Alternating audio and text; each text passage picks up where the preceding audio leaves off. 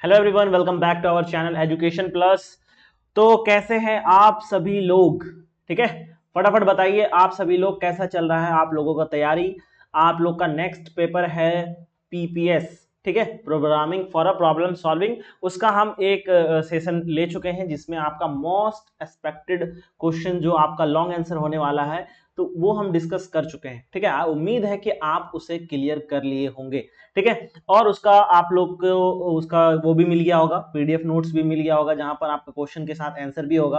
तो आज हम लोग बात करेंगे कि आपका जो ऑब्जेक्टिव है, ठीक है, ऑब्जेक्टिव क्वेश्चन जो है आप लोग का 14 मार्क्स का जो रहता है, फर्स्ट क्वेश्चन कंपलसरी क्वेश्चन, उसके ऊपर हम लोग आज बात करेंगे कि क्या क्या क्वेश्चन पूछा जा सकता है। ठीक है, तो अभी हम लोग पीवाईक्यू लेके आए हैं और जनरली ट्रेंड रहता है कि पीवाईक्यू से ही क्वेश्चन आ जाए। अदरवाइज उस तरह का क्वेश्चन पूछा जा सकता है कि हो सकता है कि कुछ न्यूमेरिकल वैल्यू चेंज कर ले, कोड का कुछ पोर्शन चेंज कर दे। तो अगर वो क्वेश्चन आप अगर बनाए होंगे पहले तो उम्मीद है कि वो क्वेश्चन आप एग्जाम में भी बना ले जाएंगे। ठीक है, तो आज हम लोग बेसिकली बात करेंगे कि उन सब क्वेश्चन पे थोड़ा सा ध्यान दिया जाए। तो हम अभी कुछ ऑब्जेक्टिव क्वेश्चन प्रैक्टिस करेंगे आप लोगों के साथ। ठीक है, उम्मीद कीजिएगा कि आपसे वो क्वेश्चन बन जाए, अगर नहीं बन रहा है तो उसका आप सॉल्यूशन देख लीजिएगा। ठीक है, उम्मीद करेंगे कि हम आप लोग वहां तक आप लोग बना लीजिएगा। तो बिना किसी देरी का फटाफट हम अपने इस क्लास को स्टार्ट करते हैं। और जिन दोस्तों तक आप लोगों ने अभी इन क्लास को शेयर नहीं किया है फटाफट उन तक पहुंचाइए। ठीक है, ताकि उन लोगों का भी एग्जाम में अच्छा नंबर आ जाए। ठीक है, और अपने दोस्तों तक, अपने कॉलेज के ग्रुप में, जहां भी पॉसिबल हो सकता है इन वीडियो को शेयर कीजिए ताकि आपका आने वाला जो एग्जाम है वो भी बेहतर हो और अपकमिंग सेमेस्टर जो है वो भी बेहतर हो। एकेडमिक में जो आप लोग पढ़ते हैं वो सारा का सारा आप लोग को यूट्यूब पर एजुकेशन प्लस चैनल पर बिहार इंजीनियरिंग से रिलेटेड एकेडमिक वाला पोर्शन हो, चाहे वो आप किसी भी ब्रांच से हो, सारा चीज आप लोग को फ्री ऑफ कॉस्ट मिल रहा होगा। ठीक है, तो बिना किसी देरी के अब हम लोग स्टार्ट करते हैं। आइए हम लोग देखते हैं हमारा फर्स्ट क्वेश्चन क्या चीज है हमारा। ठीक है, ऑब्जेक्ट और सॉरी प्रोग्रामिंग का सबसे पहला ऑब्जेक्टिव क्या है भाई, ये देख लेते हैं हम लोग। क्वेश्चन क्या चीज कह रहा है उसके बारे में जरा हम लोग ध्यान दें। तो कह रहा है आप लोग को आउटपुट बताना है। ठीक है, क्या होगा आउटपुट उसके ऊपर बात करना है। तो क्वेश्चन क्या है चीज है, लिखा हुआ हैज इंक्लूड स्टूडियो, उम्मीद है ये क्वेश्चन समझिए आप लोग। ठीक है, इंट मैन, आपका इंटीजर वैल्यू क्या दिया हुआ है, 10 दिया हुआ है। ठीक है, उसके बाद फिर आपको प्रिंट करना है। ठीक है, ये परसेंटेज डी क्या है, फॉर्मेट स्पेसिफायर है। फॉर्मेट स्पेसिफायर है किसके लिए, अगर आपके पास इंटीजर वैल्यू है, अगर सपोज कीजिए कि आपके पास कोई कैरेक्टर वैल्यू है। ठीक है, अगर आपके पास कैरेक्टर है, ठीक है, तो आप उसका फॉर्मेट स्पेसिफायर दूसरा होगा। ठीक है, तो ये इंटीजर वाला पार्ट है, यानी कि इंटीजर्स के लिए परसेंटेज डी इस्तेमाल किया जाता है। ठीक, चलिए वहां तक तो बात है, लेकिन ये आपके पास ए प्लस प्लस क्या चीज है। तो आप लोग पढ़े होंगे दो तरह का चीज होता है ऑपरेटर, ए प्लस प्लस और प्लस प्लस ए। ठीक है, एक होता है पोस्ट इंक्रीमेंट, इंक्रीमेंट, ठीक है, एक होता है पोस्ट इंक्रीमेंट और एक होता है प्री इंक्रीमेंट। तो ये क्या है, पोस्ट इंक्रीमेंट, यानी कि पहले जो आपका वैल्यू है वो यूज होगा फिर उसका वैल्यू चेंज होगा। तो यहां पर आपका ए का वैल्यू पहले से क्या दिया हुआ है भाई, 10 दिया हुआ है। ठीक है, ए का वैल्यू आपके पास पहले से 10 दिया हुआ है। अब आपको क्या करना है, उसको प्रिंट करना है। प्रिंट होने के बाद जो ये का वैल्यू, ए का वैल्यू होगा वो चेंज होके 11 हो जाएगा। लेकिन आपको प्रिंट क्या करना है पहले। तो इसका सही आंसर कौन सा हो जाएगा भाई, अगर हम लोग सही आंसर की बात करें तो आपका A will be the right option. ठीक है,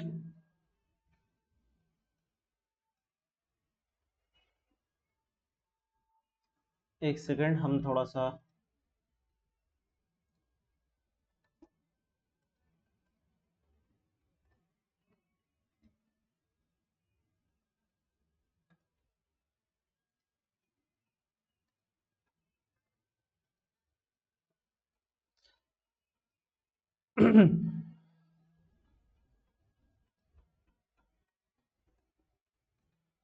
बस एक सेकंड थोड़ा सा एडजस्ट।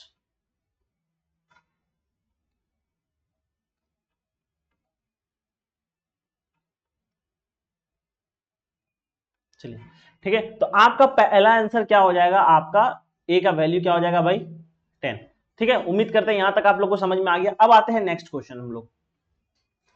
ठीक है भाई,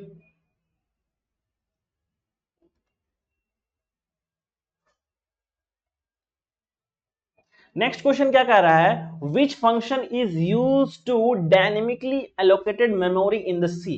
ठीक है, हम लोग डायनेमिकली मेमोरी एलोकेशन के लिए हम लोग जो फंक्शन का इस्तेमाल करते हैं वो क्या होगा। ठीक है, काफी अच्छा क्वेश्चन है। ठीक है, उम्मीद करते हैं कि ये चीज आप लोगों ने क्लास में पढ़ा होगा। तो यहां पर कुछ फंक्शन दिया हुआ है। ठीक है, जैसे कि आपका इंट मेन जो है, यानी कि जो आपका मेन फंक्शन है, ये भी क्या एक फंक्शन है। तो इसका क्या काम होता है, जस्ट लाइक आपको memory allocation, dynamic memory allocation के लिए ये कुछ फंक्शन दिया हुआ है। तो इसका यूज करते हैं, कौन से फंक्शन का हम लोग इस्तेमाल करते हैं डायनामिक मेमोरी एलोकेशन के लिए। तो इसमें हम लोग मालऑक, ठीक है, इसका भी हम लोग इस्तेमाल करते हैं, कॉलॉक का भी यूज करते हैं, या फिर रियलॉक का भी हम लोग इस्तेमाल करते हैं। तो इसका सही आंसर क्या हो जाएगा, D is the right answer. अगर एग्जाम में ऑल ऑफ दी अबव नहीं दिया हो, सिर्फ इसमें कोई एक दिया हुआ रहे और कुछ दूसरा फंक्शन दिया हुआ रहे, तो आपको इसका सही टिक कर देना है। इनमें से जो नाम रहेगा वो आप टिक करके आगे बढ़ जाएंगे। ठीक है, अब थर्ड क्वेश्चन कह रहा है कि एक कोड दिया हुआ है, आपको इसका वैल्यू बताना है। ठीक है, कह रहा है कि has include int main, character दिया हुआ है। ठीक है, और ये स्टार जो है ये क्या बता रहा है, इसको बोलते हैं हम लोग पॉइंटर, जो किसी का एड्रेस स्टोर करे। ठीक है, ये सारा चीज आप लोगों को अच्छे से पता है। अब कह रहा है स्टार पी ए प्रिंट, आपको क्या करना है, इसमें सही आंसर क्या होगा। ठीक है, क्या ए प्रिंट होगा, या फिर जीरो प्रिंट होगा, या फिर कंपाइल टाइम एरर होगा, या फिर रन टाइम एरर होगा।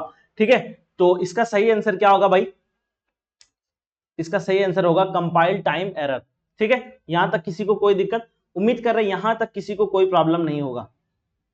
ठीक है, चलिए अब हम लोग आगे बढ़ते हैं। नेक्स्ट क्वेश्चन हमारा क्या कह रहा है, नेक्स्ट क्वेश्चन कह रहा है what does the following declaration mean. ठीक है, यानी कि यहां पर आपको एक डिक्लेरेशन दिया हुआ है, बताना है कि इसका कहने का क्या मतलब है।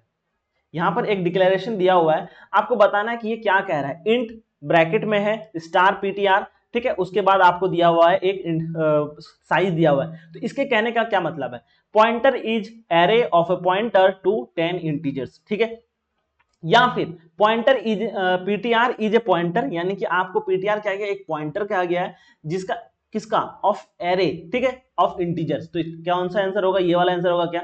उसके बाद PTR is an array of 10 integers, या फिर PTR is a pointer to array of 10 character. ठीक है, तो कैरेक्टर वाला पार्ट तो पहले से कट जाएगा, कैरेक्टर है नहीं, ये इंटीजर्स वाला पार्ट है। ठीक है, क्योंकि आगे में आपका क्या दिया हुआ है, टाइप दिया हुआ है, डाटा टाइप जो दिया हुआ है इंटीजर दिया हुआ है, तो इंटीजर्स तो होगा, कैरेक्टर तो नहीं होने वाला। ठीक है, तो इसका सही आंसर क्या हो जाएगा भाई, आपका इसका सही आंसर हो जाएगा बी। ठीक है, पॉइंटर पीटीआर क्या है, एक पॉइंटर है किसका, एरे, क्योंकि एरे को हम लोग डिक्लेरेशन कैसे करते हैं, आपका वेरिएबल नाम देके उसके बाद उसमें साइज हम लोग पुट करते हैं। तो ये आपका क्या हो जाएगा सही आंसर, यानी कि B is the right answer. Next question क्या कह रहा है, क्वेश्चन नंबर 5 कह रहा है कि सी इन C language dash is use, मतलब है कि सॉरी सी जो है हमारा, सी लैंग्वेज जो है वो किस तरह का लैंग्वेज है। जैसे आप लोग सी लैंग्वेज जान रहे हैं, just like C plus plus होता है, फिर सी शार्प होता है, इसी तरह के जैसे कि जावा हो गया, पाइथन हो गया, ये सारा लैंग्वेज है। तो कह रहा है सी जो है आपका किस तरह का लैंग्वेज है। ठीक है, सी किस तरह का लैंग्वेज है, क्या वो ऑब्जेक्ट ओरिएंटेड प्रोग्राम है, यानी कि ऑब्जेक्ट ओरिएंटेड लैंग्वेज है, या फिर वो प्रोसीड्यूरल लैंग्वेज है, ठीक है, या फिर वो बिट लेवल लैंग्वेज है, या फिर वो फंक्शनल लैंग्वेज। ठीक है, तो इसका सही आंसर क्या हो जाएगा भाई, प्रोसीड्यूरल लैंग्वेज। ठीक है, यानी कि B is the right answer. और सी प्लस प्लस क्या चीज है भाई, ऑब्जेक्ट ओरिएंटेड प्रोग्राम है। ठीक है, यानी कि ऑब्जेक्ट ओरिएंटेड, यानी कि इसमें किसका कॉन्सेप्ट रहता है भाई, ऑब्जेक्ट का। ठीक है, तो उसीलिए हम लोग उसको बोलते हैं ऑब्जेक्ट ओरिएंटेड प्रोग्राम। लेकिन सी जो है वो क्या है, प्रोसीड्यूरल लैंग्वेज है। ठीक है, चलिए यहां तक किसी को कोई प्रॉब्लम। अब हम लोग नेक्स्ट क्वेश्चन की तरफ आगे बढ़ते हैं, choose the right C statement. यहां पर आपको कुछ स्टेटमेंट दिया गया है, आपको बताना है कि इनमें से सही कौन सा है। ठीक है, यहां पर आपको एक वेरिएबल का नाम दिया हुआ है, यानी कि आपको इसमें डाटा टाइप दिया हुआ है, वेरिएबल का नाम दिया हुआ है, और साथ ही साथ उसका वैल्यू दिया हुआ है। तो सही फॉर्मेट क्या है, सही तरीका क्या है, वो आपको देखना है। Int my age is equal to 10। ठीक, यहां तक किसी को कोई दिक्कत। अब आगे बढ़ते हैं, क्या वो सही है कि नहीं है वो हम लोग बाद में देखेंगे। नेक्स्ट है इंट माई डॉट एज, ये आपका वेरिएबल नाम में अलाउड नहीं है। ठीक है, वेरिएबल में आपका कुछ स्पेशल कैरेक्टर ही है जो अलाउ है। ठीक है, स्पेस भी पॉसिबल नहीं है। ठीक है, तो इसका सही आंसर कौन सा हो जाएगा भाई, इसका सही आंसर हो जाएगा फर्स्ट नंबर। ठीक है, किसी को यहां तक कोई दिक्कत। यहां तक किसी को कोई दिक्कत? आई थिंक यहां तक किसी को कोई दिक्कत। इंट आपका डाटा टाइप हो गया, माई एज आपका वेरिएबल नेम हो गया, और 10 क्या हो गया, उसमें असाइंड वैल्यू हो गया। ठीक है, तो आपका स्पेशल कैरेक्टर जैसे ये अंडरस्कोर ये अलाउ है, लेकिन पॉइंट जो है यानी कि डेसिमल जो है वो आपका अलाउ नहीं है, स्पेस भी अलाउ नहीं है। ठीक है, तो चलिए ये क्वेश्चन तो चलिए आप लोगों को समझ में आ गया। नेक्स्ट क्वेश्चन हम लोग बढ़ते हैं। एक अच्छा क्वेश्चन कह रहा है, 7 नंबर क्वेश्चन में कह रहा है कंसीडर द फॉलोइंग इंटीजर्स। ठीक है, यानी कि आपको कुछ इंटीजर्स दिया गया है 2D एरे। ठीक है, 2D एरे दिया हुआ है। ठीक है, which stored in a memory of a base address, आपको कितना दिया हुआ भाई, बेस एड्रेस दिया हुआ आपको 1400। What should be the address, यानी आपको एड्रेस बताना है। ठीक है, एरे आपका है, ठीक है, उसका बेस एड्रेस दिया हुआ है 1400, उसके बाद कुछ एलिमेंट उसमें रखा गया है। ठीक है, और ये है कि हर इंटीजर कितना 4 बाइट ले रहा है। ठीक है, मेमोरी स्पेस। अब बताना है कि आपके पास ये जो 14 एलिमेंट है, यानी कि एलिमेंट 14, यानी कि 14 पे जो 14 एलिमेंट जहां पर है उसका क्या एड्रेस होगा। ठीक है, तो ये कौन सा एरे है भाई, ये 2D एरे है। ठीक है, अब 2D एरे है तो इसका पहले हम लोग को निकालना पड़ेगा कि आखिर इसका बेस एड्रेस होगा क्या। तो उसको बनाने से सबसे पहले क्या करते हैं हम लोग, इस 2D एरे को मैट्रिक्स के फॉर्म में जरा हम लोग रो एंड कॉलम के फॉर्म में लिख लेते हैं। ठीक है, आइए यहां पर हम लोग जरा लिख लेते हैं। सबसे पहले हम लोग देखते हैं कि आखिर हम लोग के पास 2D एरे है, यानी कि a इज इक्वल टू ए क्या है हमारे पास 3 एंड 5। ठीक है, ऐसा कुछ है हमारे पास, बिल्कुल ऐसा ही है। इसमें आपके पास रो क्या है, रो यानी कि अगर हम लोग देखा जाए कि आखिर मेरे पास रो कितना है। ठीक है, यानी कि आई क्या है, नंबर ऑफ रो है। ठीक है, उसके बाद फिर हमारे पास, हाँ चलिए अब इसको क्या करते हैं हम लोग, सबसे पहले इसको बनाते हैं मैट्रिक्स के फॉर्म में। ठीक, तो सबसे पहले 3 है, तो एक, नंबर ऑफ रो कितना भाई, 3 है, 1 2, यानी कि हमारे पास 3 रो हो गया। ठीक, उसके बाद हमारे पास कॉलम कितना है, कॉलम हमारे पास 5 है, तो हम लोग 5 कॉलम बना देते हैं, 1 2 3 4 और ये 5।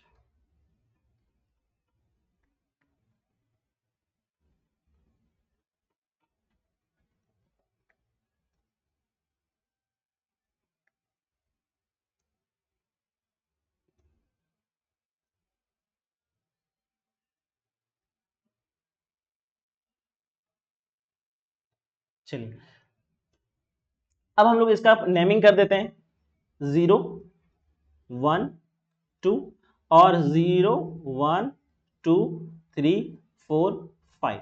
ठीक, ये आपका क्या एक मैट्रिक्स बन गया। अब हमारे पास जो एलिमेंट दिया गया है इसको हम लोग इसमें पुट कर देते हैं। ठीक है, जैसे पुट करेंगे, जैसे कि 1 2 3 यानी कि फर्स्ट रो फर्स्ट कॉलम में क्या है 1 2 3 4 5, फिर 6 7 8 9, तो हम लोग इसको सबसे पहले फिल कर देते हैं। तो क्या हो जाएगा 1 2 3 4 5। ये वाला पोर्शन एक्स्ट्रा है, एक ज्यादा बना दिए हैं, सॉरी सॉरी सॉरी।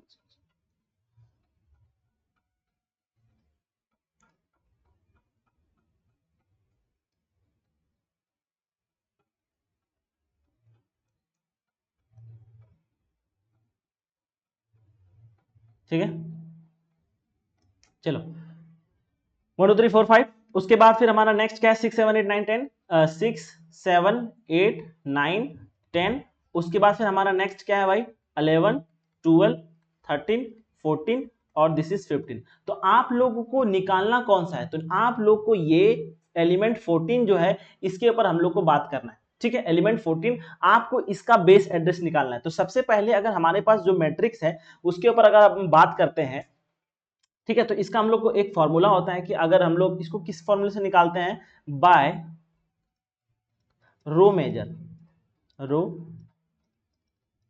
मेथड। ठीक है, इसको निकालते, इसका फॉर्मूला क्या होता है, एड्रेस का जो वैल्यू होता है,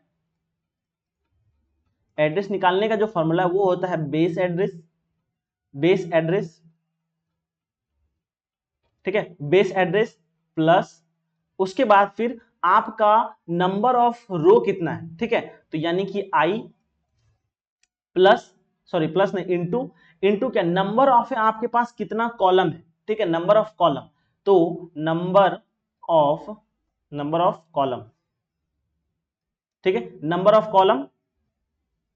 उसके बाद फिर प्लस क्या हो जाएगा, आपके पास नंबर ऑफ कॉलम कितना है, ठीक है, तो नंबर ऑफ यानी कि इसको हम लोग जे से रिप्रेजेंट करते हैं, ये रो है ये कॉलम है, तो ये वाला पार्ट आपका जे हो जाएगा आई, और ये पोर्शन जे। उसके बाद फिर हम लोग इसको मल्टीप्लाई कर देंगे साइज से, ठीक है। तो अब यहां पर देखो कि हमारे पास रो कितना है, ठीक है, हमारे पास नंबर ऑफ रो, अगर हम लोग आई की बात करते हैं तो आई हमारे पास कितना है, आई हमारे पास नंबर ऑफ यानी कि इंडेक्स हमारे पास कितना है, तो हम लोग के पास इंडेक्स है यहां पर 2, ठीक है। उसके बाद फिर हम लोग अगर रो की बात करेंगे यानी कि कॉलम इंडेक्स कितना है भाई, 3 इज इक्वल टू 3, ठीक। और टोटल कॉलम कितना भाई, टोटल कॉलम है हम लोग के पास, जैसे कि यहां देखो फर्स्ट यानी कि इंडेक्सिंग जो है हमारा आई का जो इंडेक्सिंग है कितना है 1012, ठीक है, इसके 14 के लिए देख रहे हैं।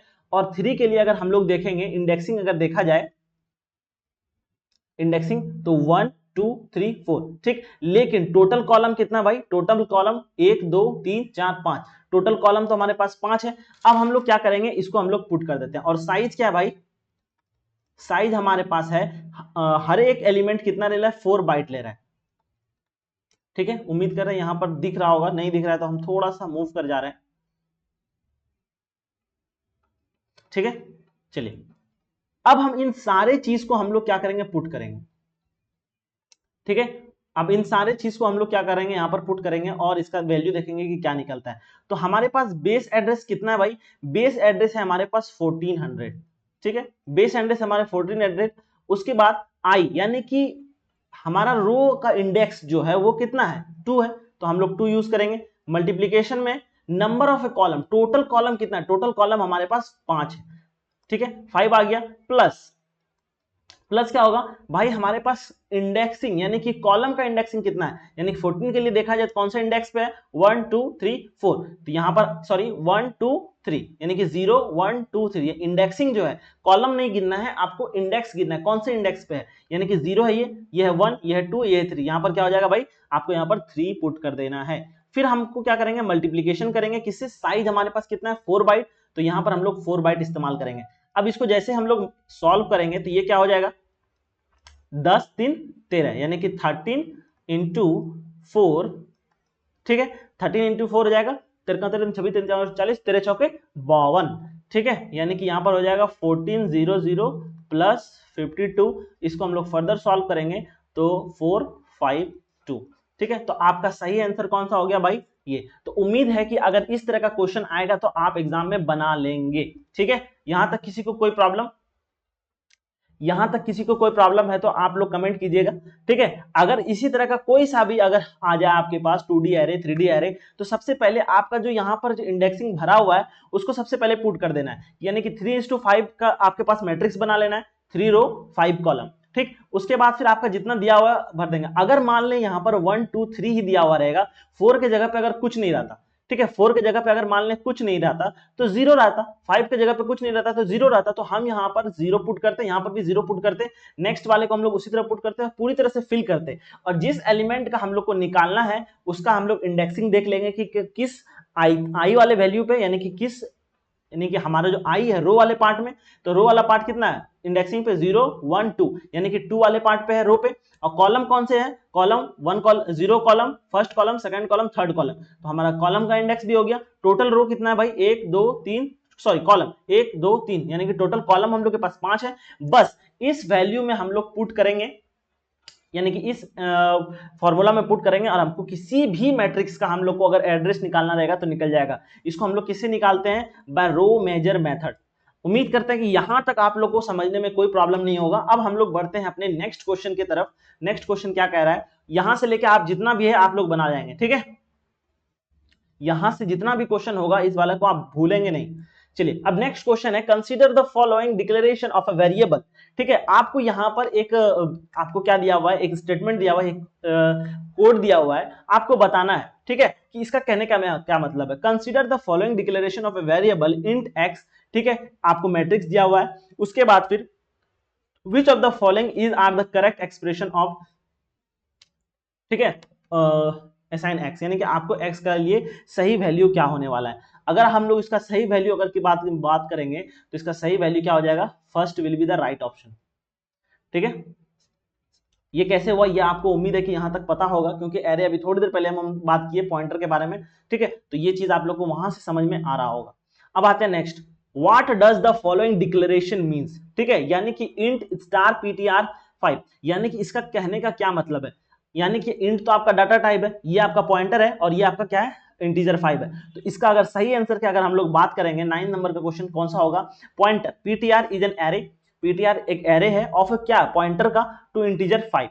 तो इसका सही आंसर हम लोग को जहां तक लग रहा है कि यही होगा। ठीक है, तो इस पे हम लोग अभी रुकते हैं, फिर हम लोग आगे बढ़ते हैं। पॉइंटर इज एन एरे, यानी कि ptr ये तो एरे है, ठीक है, लेकिन ये एरे का सिंबल है नहीं, ऑफ एस इंटीजर, यहाँ पर 5 इंटीजर होगा, एस लिखा हुआ है। ठीक है, 5 इंटीजर ये गलत है। ठीक है, ये एरे नहीं है, क्योंकि जैसे अगर स्टार आ जाए तो वो एक पॉइंटर बन जाता है। ठीक है, तो ptr is a pointer of array, of an array of 5 integer. ठीक है, उसके बाद ptr is a pointer to array. ठीक, तो इसका सही क्या हो जाएगा, यहां पर दोनों सेंटेंस सेम लग रहा है, पर यहां पर है कि ऑफ है और यहां पर टू है।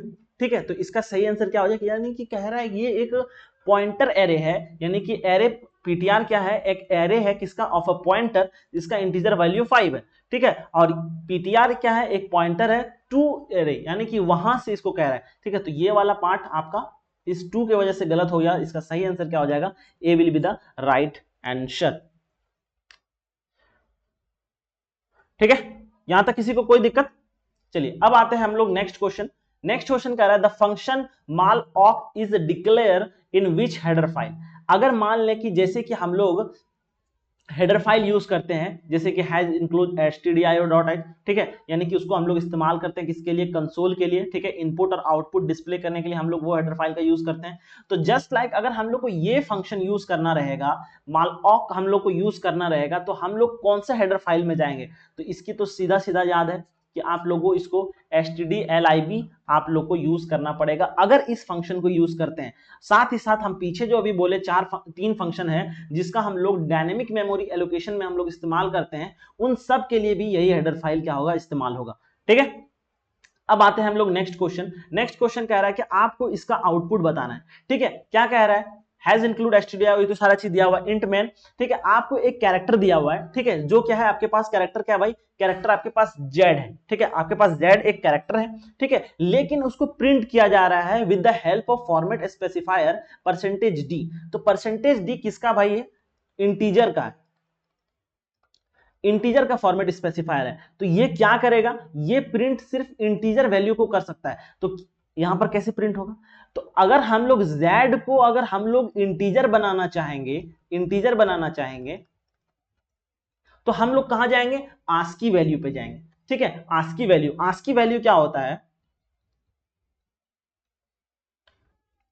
ठीक है, अगर हम लोग आस्की वैल्यू पे अगर जाएंगे तो आस्की वैल्यू हर नंबर का डिक्लेयर रहता है पहले से। ठीक है, यानी कि हमारा जो कैपिटल ए है उसका आस्की वैल्यू कितना होगा भाई, 65। और अगर हम लोग यहां से हर लेटर के लिए +1 +1 +1 +1 करते जाएंगे, तो यहां से हम लोग को जब हम लोग जेड तक पहुंचेंगे तो इसका आस्की वैल्यू क्या हो जाएगा, 90। ठीक है, कोई दिक्कत, उम्मीद है यहां तक बात आप लोग को समझ में आ गया होगा। ठीक है, तो अगर हम इसको इंटीजर बना दिए तो यही चीज प्रिंट होने वाला है, तो इसका जाहिर सी बात है कि आंसर में हमारा 90 दिखेगा, यानी कि आउटपुट जो मिलेगा हम लोग को 90 दिखेगा। बात समझ में आ गया यहां तक आप लोगों को। ठीक है, तो आस्की वैल्यू हर लेटर का डिफाइन है और वही फिक्स रहता है उसका। ठीक है, यानी कि ए का 65 और वहां से +1 +1 +1 करते गए जेड तक, तो आपको जेड का 90 मिल जाएगा। उसी तरह आप किसी भी लेटर का निकाल सकते हैं। ठीक, चलिए अब नेक्स्ट क्वेश्चन है, how is an array initialize in C language. अगर आपको सी प्रोग्रामिंग में आपको एक एरे को क्या करना रहेगा, इनिशियलाइज करना रहेगा, तो आप लोग कैसे उसको इनिशियलाइज करेंगे, सबसे पहला क्वेश्चन ये आ रहा है। ठीक है, तो सबसे पहले हम लोग क्या करेंगे, उसको इनिशियलाइज करने के लिए हम पहले उसका डाटा टाइप बनाते हैं। ठीक है, यानी कि उस एरे में किस तरह का डाटा जाएगा। ठीक है, डाटा जाने के बाद हम लोग उस एरे का नाम देते हैं, चाहे वो आप ARR दे दीजिए या फिर किंग दे दीजिए। ठीक है, जो नाम देना है आपको दीजिए, लेकिन आपको साथ ही साथ उसका साइज बताना होगा। ठीक है, या फिर 8 10 जितना भी आप उसका साइज बताते हैं, ठीक है। तो ये हो गया आपका डिक्लेरेशन, ठीक है। लेकिन अगर आप चाहते हैं कि उसके अंदर पहले से कुछ वैल्यू डाल दिया जाए जो हम लोग यूज कर सके आगे चल के, ठीक है, तो अगर मान लें कि हम लोग कह रहे हैं कि हम क्या बनाएं, एक एरे बनाएं, ठीक है, 3 साइज का, ठीक है, लेकिन अब उसमें तो कुछ भी डाल सकते हैं, ठीक है, डब्बा खाली है, लेकिन हम चाह रहे हैं कि नहीं हम पहले से भर देंगे, तो भरने के लिए हम लोग कर्ली ब्रेसेस का इस्तेमाल करेंगे, 1 2 3 और कर्ली ब्रेसेस बंद, और इसको हम लोग सेमीकोलन से बंद कर देंगे। तो सही तरीका क्या है एक एरे को डिक्लेरेशन करने के लिए, तो इसका ए इज द राइट ऑप्शन, ठीक है। अब इंट ए, यहां पर तो आप साइज ही नहीं दिए हैं, यहां पर आप एरे बनाए ही नहीं है, यहां पर आप सिर्फ क्या किए, एक वेरिएबल बताएं, और वेरिएबल में वैल्यू भी आप लोग डाल दिए 1 2 3 गार्बेज वैल्यू, यानी कि वेरिएबल में तो कोई एक ही वैल्यू रहेगा, 1 2 3 वैल्यू डाला हुआ है, ठीक, साथ में यहां पर आपके पास साइज नहीं दिया हुआ है, ठीक है, और यहां पर कुछ और ही चीज है, तो इसका सही आंसर क्या हो जाएगा, ए इज द राइट ऑप्शन, ठीक है। आगे बढ़े, चले, अब हम लोग आ गए हैं 13 नंबर क्वेश्चन पे। अब हम लोग इस क्वेश्चन को देखना है कि इसमें क्या क्या चीज होगा, ठीक है। सेशन को ज्यादा बड़ा नहीं करना है, इसीलिए हम थोड़ा सा जल्दी कोशिश कर रहे हैं। कह रहे हैं what is the return type of fopen function, ठीक है, यानी कि आपको यहां पर एक फंक्शन दिया हुआ है, आपको इसका क्या बताना है, रिटर्न टाइप बताना है, ठीक है। रिटर्न टाइप इसका क्या होगा, ठीक है, तो इसका रिटर्न टाइप होता है पॉइंटर टू एन इंटीजर, ठीक है, यानी कि रिटर्न टाइप क्या, पॉइंटर से इंटीजर, ठीक है, यानी कि इसका जो रिटर्न टाइप होगा वो क्या होगा, पॉइंटर टू इंटीजर। चलिए इसको डायरेक्ट याद रख लेंगे आप लोग। अब आता है 14 नंबर क्वेश्चन पे, हम लोगों को क्या चीज कह रहा है। 14 नंबर क्वेश्चन को थोड़ा सा समझा जाए। क्वेश्चन कुछ ऐसा है हमारे पास, क्वेश्चन कह रहा है कि आपको x का वैल्यू क्या दिया हुआ है, यहां पर कुछ पार्ट मिसिंग है, उसको हम लिख दे रहे हैं, ठीक है। हाँ, इसको यहीं पर लिख देते हैं, जैसे कि यहां पर क्या चीज मिसिंग है भाई, y is equal to x x दिया हुआ है, यहां पर z छूटा हुआ है, z is equal to x minus minus, ठीक है, ये कोड का पार्ट था, छूट गया था, ठीक है। अब देखो, अब आपको बताना है, तो सबसे पहले सारा चीज ठीक है, आपको इंट का वैल्यू, x का वैल्यू आपको क्या दिया गया है, 4 दिया गया है, ठीक है। उसके बाद फिर क्या रहा है, y और z वो भी एक इंटीजर है, कोई बात नहीं। अब यहां पर कह रहा है y का जो वैल्यू है उसमें क्या है, x है, लेकिन यहां पर क्या लगाया गया है, पोस्ट इंक्रीमेंट, यानी कि पहले वो वैल्यू यूज होगा फिर उसका वैल्यू चेंज होगा। तो यहां पर जैसे पोस्ट इंक्रीमेंट होगा, यानी कि यहां पर क्या हो जाएगा, 4 था, ठीक है, इसमें इसके साथ क्या होगा, पहले चेंज होगा तब वो स्टोर होगा, तो यहां पर -1 चेंज हुआ, और यहां पर सॉरी यहां पर हाँ 4, यानी कि अब y में क्या है, 4 वैल्यू आ चुका है, लेकिन अब x का जो वैल्यू है वो 4 से घट के क्या हो गया है, 3 हो गया, ठीक है। अब इस 3 को हम लोग क्या कर रहे हैं, z में डाल रहे हैं, तो z इज इक्वल टू भी x है माइनस माइनस, ठीक है, माइनस माइनस है, ठीक। तो यहां पर क्या होगा, हमारे पास 3 जो वैल्यू है z में तो पुट हो जाएगा, यानी कि z इज इक्वल टू हमारे पास क्या हो गया, 3 हो गया, लेकिन अब इस x का वैल्यू क्या हो गया, चेंज होके x इज इक्वल टू 2 बन गया। तो फाइनली जब हमको प्रिंट करना रहेगा x y z, तो x का वैल्यू अब क्या बन गया है, x का वैल्यू 2 बन गया है, और y का वैल्यू हमारे पास क्या बना था, 4 बना था, तो y का वैल्यू हमारे पास 4 आ गया, ठीक है, और z का वैल्यू हमारे पास क्या बना था, 3, तो z इज इक्वल टू 3। तो यानी कि प्रिंट किस ऑर्डर में होगा भाई, 2 4 3, ये आपका सही होगा। तो लेकिन ऑप्शन में 2 4 3 तो कहीं दिख नहीं रहा है, तो किसी एक को बना दिया जाए, यानी कि 2 4 3, तो ऐसा करते हैं, इसको हम लोग बना देते हैं, इसका साथ थोड़ा सा पुताई हो जाए, ठीक है, और सही आंसर क्या हो जाएगा, 2 4 3, ठीक है। तो B will be the right answer, यहां तक किसी को कोई दिक्कत। चले अब आते हैं हम लोग नेक्स्ट क्वेश्चन के ऊपर। नेक्स्ट क्वेश्चन हमारे पास क्या कह रहा है कि कीवर्ड यूज टू ट्रांसफर, ठीक है, यानी कि कीवर्ड जो हम लोग इस्तेमाल करते हैं, यहां पर 1 नहीं है, द है, थोड़ा सा मिसप्रिंट है, the keyword use to transfer control from कहां से, फंक्शन से back to the calling function, हम लोग किसका इस्तेमाल करते हैं, क्या वो स्विच होता है, या फिर वो रिटर्न होता है, या फिर कंटिन्यू, या फिर गो टू। तो हम लोग को पता है कि हम लोग को अगर फंक्शन में कंट्रोलिंग को बैक टू द फंक्शन हमको पहुंचाना है, तो हम लोग किसका इस्तेमाल करते हैं, रिटर्न का, ठीक, कोई दिक्कत यहां पर। अब देखो, in C if you pass an array as an argument to function what actually get pass, अगर आप सी लैंग्वेज में कोई अगर एरे पास कर रहा है, कुछ एरे में कुछ आर्गुमेंट पास कर रहा है टू द फंक्शन, कहां तक, फंक्शन को, तो आप क्या पास कर रहे हैं, आप क्या पास कर रहे हैं, बेस एड्रेस पास कर रहे हैं। ठीक है, तो इसका सही आंसर क्या हो जाएगा भाई, C will be the right option. ठीक है, base address of an array. ठीक, यहां तक किसी को कोई प्रॉब्लम, किसी को कोई प्रॉब्लम है तो आप फटाफट कमेंट कर सकते हैं। चले अब हम लोग नेक्स्ट पे आते हैं। नेक्स्ट क्वेश्चन हमारा जो है, नेक्स्ट क्वेश्चन है कि हैज इंक्लूड stdio.h। ठीक है, फ्लोट वैल्यू दिया हुआ है। ठीक है, अब देखो थोड़ा सा इसको हम लोग जरा सॉल्व करते हैं इसको। आपको फ्लोट वैल्यू दिया गया, फ्लोट वैल्यू मतलब कि वो आपका decimal value control sorry input कर सकता है, यानी कि अपने अंदर वो डेसिमल वैल्यू इनपुट करता है। Just like a is equal to 3.43271। अगर आपका इंटीजर रहेगा, इंटीजर a, तो वो सिर्फ इंटीजर वैल्यू को ही स्टोर कर पाएगा। अगर फ्लोट है, ठीक है, तो आपका उसमें डेसिमल वैल्यू यूज होगा। लेकिन अब देखो यहां पर क्या कह रहा है, आपको फ्लोट दिया हुआ है, a और b आपका फ्लोट वैल्यू है। ठीक, कोई दिक्कत यहां तक, a और b आपका क्या है, फ्लोट वैल्यू है। आइए, ए और बी आपका क्या है, फ्लोट वैल्यू है, और इंट क्या है, सी और डी जो है आपका इंटीजर है।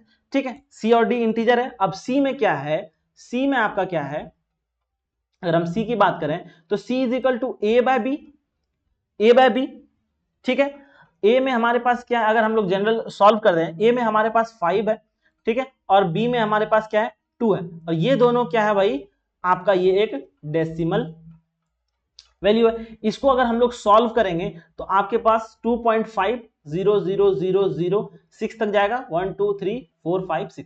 ठीक, लेकिन ये स्टोर नहीं हो पाएगा किसमें, इस सी में, क्योंकि सी आपका क्या है, सी आपका एक इंटीजर वैल्यू है। तो सी में क्या है, सिर्फ स्टोर होगा, सी में आपका सिर्फ स्टोर होगा 2। यहां तक कोई दिक्कत।